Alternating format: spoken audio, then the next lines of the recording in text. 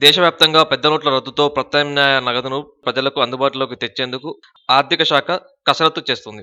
ఈ నేపథ్యంలో దాదాపు 3 ప్రింటింగ్ ప్రెస్ల ద్వారా రోజుకి మిలియన్ల కరెన్సీని ముద్రిస్తుంది. తగినంత కరెన్సీ నోట్లను ప్రజలకు అందుబాటులోకి తెచ్చేందుకు కృషి చేస్తుంది. ప్రధానంగా Bharatiya reserve bank note Mudran private limited ఈ ముద్రణాలయం నుంచి సుమారు 4,02,00,000 నోట్లను ముద్రిస్తుంది. అలాగే bank note press printing press నుంచి 90,500,000 నోట్లను రెడీ చేస్తున్నట్లు అధికార వర్గాలు తెలిపాయి. అలాగే నాసిక్ ప్రెస్‌లో సుమారు 1,80,00,000 కరెన్సీ నోట్లను ముద్రిస్తున్నట్లు అధికారులు వెల్లడించారు.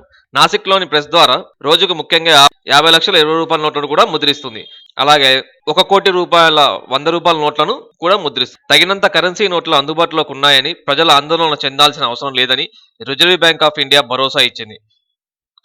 పెద్ద నోట్ల రద్దు తర్వాత వరుసగా 9వ రోజు కూడా ప్రజల కష్టాలు కొనసాగుతూనే ఉన్నాయి. అటు రద్దు చేసిన రూ. 500, రూ.